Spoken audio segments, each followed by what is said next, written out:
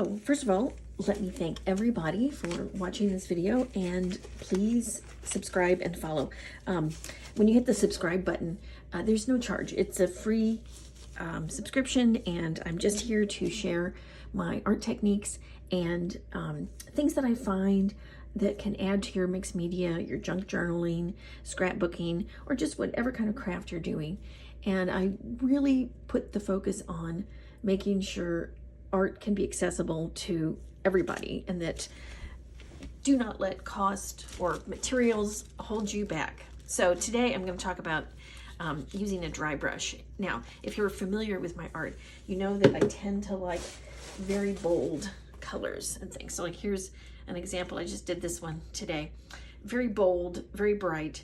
That typically is my style, but there are times when I do want a more subtle look to my pieces. And so using this dry brush really helps. So I get this at, this one is from Target, I think, but you can also get these from Dollar Tree, you can get from Walmart. And the original use for these dry brushes are for your face, or even just, you know, other areas of your body. It kind of gives you a small kind of exfoliation, but you can also stimulate your skin, have more of a sensory response, that kind of thing. But we're going to use it today in making art. The other thing I'm using today is archival ink from Ranger. This one I got at a thrift store. It's used, but there's still enough ink on it.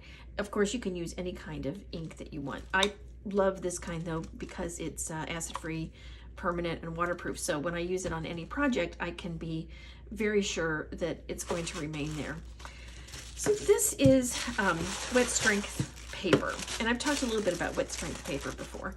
It is basically a combination between deli paper and tissue paper. It's like if they had a baby, this is the kind of paper you would get, because it has the sturdiness of deli paper, but it has the translucent quality of tissue paper. And I got this on Amazon. I think if you are in the UK, I think you can purchase this in the stores. Here, for some reason, I can only find it online. But what I've already done, I am making, this is a rather large sheet. This is probably 24 inches by 24 inches. And I'm in the process of putting designs on here with paint and color, because my goal is to turn this into a background page for one of my collages that I do. So in the meantime, I'm going to continue to add to this, and I'm going to try using the technique today with a dry brush. Now, everybody knows I love circles, so I thought we'd try some circles first. I also like repetitive patterns, so that's the other reason I like to use these circle stencils. Viewers of your art, any person, loves repetition and pattern. It's kind of something that the eye naturally gravitates towards when you're doing a piece. So if you can add some type of element that is repetitive, but it's also just kind of subtle, so you don't really see it, but it's there in the background, this is what I think the dry brush should be good for. So I just put ink on there, as you can see, and I'm going to start going around here in a swirling motion, and I'm just going to do probably 3 rows of these. I don't think I need more than 3 rows, because really all I'm looking for here is I'm going to put some movement into my background, and I want to put a little bit of subtle energy into it. Now, as you can see, this is very, very subtle. I'm going to give you an up-close look. In fact, it's so subtle, like you can see these two. The other one's kind of blended in. I probably need to go to a section that has more white, so like down here. So let me try a different stencil. This is drywall tape. I use this a lot too. You can get this from Lowe's, Home Depot, really any hardware store. And I'm going to put that one right here. Again, this meets my criteria in that it gives you kind of a grid pattern, so you are automatically going to get lines on your background page. And lines are very important in composition, as you know.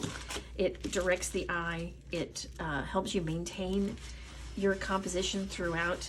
And sometimes you lose track of your lines in your mixed media. So I like to add sometimes just my own visual reminder of which way my lines are going in my art. And also this helps the viewer to do that too. So they might be scanning your work and they might be like, whoa, where am I going? But if you have kind of a little guide map for them, that sometimes helps too. So let me see what I can,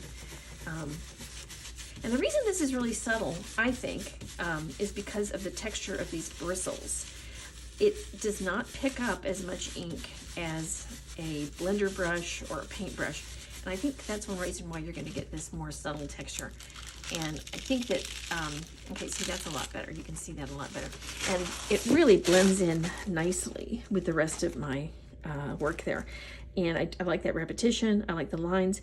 And the other nice thing that you can see in here, even within that, you have these chaotic marks in there. But the viewer is going to be concentrating on that area right there. Okay, and I do want to show you the difference between using the dry brush technique to get these subtle textures and say like a blender brush. Now this blender brush, you can get these at Dollar Tree. They're really great. I use them all the time. I use these for paint, I use it for ink. Sometimes if I put marker onto my mixed media, I'll just take this and blend out the marker. It does a great job. Okay, since I have that on there, I'm gonna flip it over to this side. And as I said before, I'm still building up my, you know, with the background page. Okay, so this is just a little paper stencil from Dollar Tree. They have these that are self-adhesive stencils, so you can actually pull these off like this and put them on individually. Because I'm not necessarily wanting to make a word, I'm just wanting some text on there and I'm wanting some movement, I just leave it in the whole sheet. I just keep it all on there. And then I just go from there. This is $1.25, this is $1.25, so you really can't go wrong. All right, so I'm gonna try to line this up a little bit. And okay, so here's what it would look like with the blender brush. And you're gonna see a little difference here. So I'm just gonna do straight across MNOPQR. And you can see how it's darker. Now it's a much darker, probably not because I didn't push too hard, but I'm gonna do the same thing here. Let's do ABC with my dry brush. So you'll get to see the difference in the texture and the color and that kind of thing. All right, let's see here. Okay, and as you can see, I can barely see. You might not be able to see it in this video, but I don't know if you can see, like there's an A, there's a G, there's some in here too. But, you know, one thing I do want to point out though, as an artist, it's very important that you have a variety of tools ready to go, because each piece, even each section in a piece is going to require a different type of color, line, balance, because you have to balance everything out. And so that's why it's really good to have a number of tools in your toolbox ready to go. And the cheaper the better, in my opinion, because you don't use them all the time. Like I wouldn't use this dry brush too much. But when I need it, I'm going to need it. And I do use the blender brushes a lot. And these hold up really well. Excuse me. Here's a really quick cleaning tip for these. If you use Dawn Power Scrub on these, I just get this a little bit wet. I put the Dawn Power Scrub on it, then I stick it in like a cup or something. Let it sit there for maybe, you know, half an hour, an hour. Then you come up and you rinse it off, and these just clean up so beautifully. And I haven't tried it with my dry brush yet, but I'm sure that'll clean up really well as well. Okay, and I think that might be all I need to talk about. My dog is barking. I think that means I've got a package coming. Hopefully it's something art related. All right, make sure to subscribe.